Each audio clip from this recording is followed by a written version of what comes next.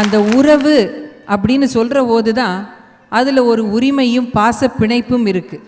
என்றென்றும் கை கொடுக்கும் கடமை உணர்வும் இருக்குது. ஒரு கமிட்மெண்ட் நட்பில் இல்லைன்னு நான் சொல்லவே இல்லை. ஆனால் உறவுன்னு வரபோது அந்த கடமை, உரிமை, எதிர்பார்ப்பு எல்லாம் இருக்கும். அதனால் கொஞ்சம் ஏமாற்றம், சண்டை, கோபதாபங்கள் எல்லாமே இருக்கும். ஆனால் பிடிக்காத நட்பிலிருந்து நீங்கள் உதறிட்டு போக முடியும். உறவு அப்படி அல்ல. பிடிக்கிறதோ பிடிக்கலையோ, சண்டை போட்டிங்களோ சேர்ந்து இருக்கீங்களோ, உங்களுக்கு தேவைங்கிற போது வந்து நிற்கும் உறவு.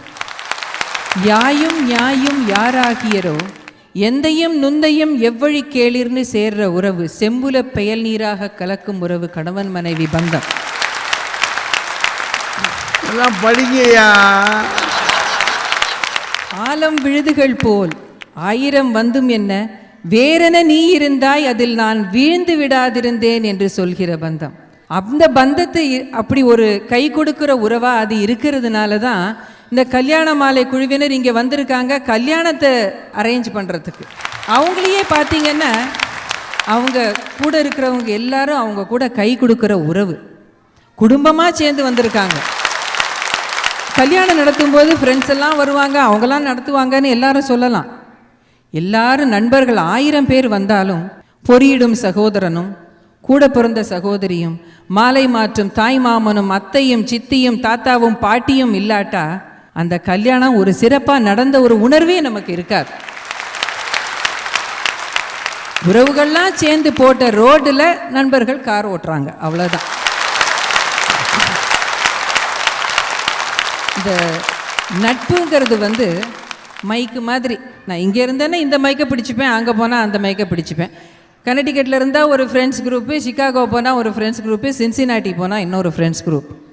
ஆனால் உறவுங்கிறது என்னோட கை மாதிரி. அது எங்கே போனாலும் என் கூட தான் வரும், எனக்கு கை கொடுக்கும் என்று சொல்லி விடைபெறுகிறேன்.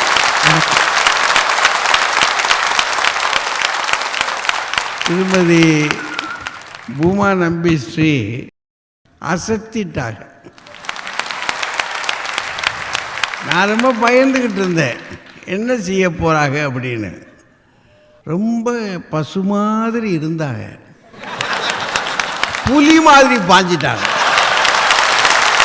அழைக்கும் பொழுது போக்கு சொல்லாமல் அரை நொடிக்குள் வருவான், ஆபத்திலே வந்து பக்கத்திலே நின்று அதனை விலக்கிடுவான்.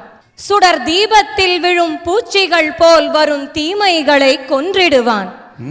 அன்று பார் அதிர பாடினான் பாரதி, கண்ணன் என் தோழன் என்று. என்னமோ பூமா மேடம் சொல்றாங்க நடுவுல வரது நட்புன்னு. யார் சொன்னது? எதிர்பார்த்தேன். எப்படி ஊழுது வந்தீங்களா சண்டை? பிறக்கும் போதிலிருந்தே நமக்கு நட்பு தேவைப்படுகிறது. உதாரணத்திற்கு எடுத்துக்கொள்ளுங்கள், ஒரு 5 வயது குழந்தை அம்மா ஆசாசியா சமைச்சு போடலாம், வெண்பொங்கலும் கொச்சும் செய்யலாம். ஆனா அந்த குழந்தைய ஒரு நாள் வீட்டுல அடைச்சு வச்சு பாருங்க, இன்னொரு குழந்தைய கூட விளையாடக்கூடாதுன்னு சொல்லி பாருங்க, அந்த குழந்தை சந்தோஷமா இருக்குமா? 5 வயதில் விளையாட தேவைப்படும் நட்பு 15 வயதில் உலகமாய் மாறுகிறது.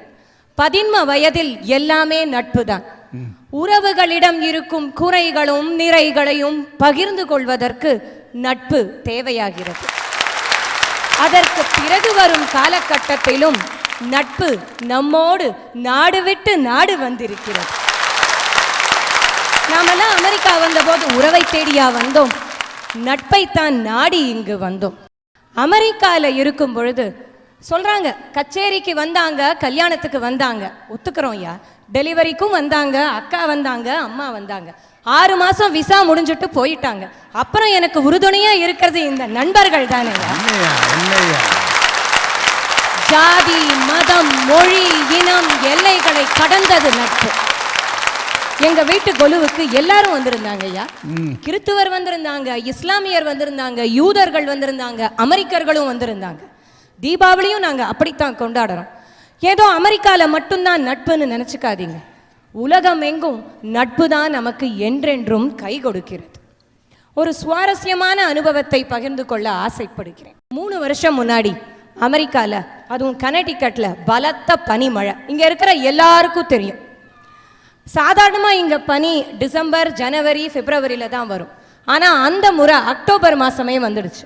இலைகள் உதிர்வதற்கு முன்னாலே பனி பெய்ததால் அந்த மரங்கள் எல்லாம் கனம் தாங்காமல் மின்சார கம்பி மேல் விழுந்து விட்டன. கரண்ட் கட்டு தமிழ்நாட்டில் ரொம்ப பழகி போன விஷயங்க.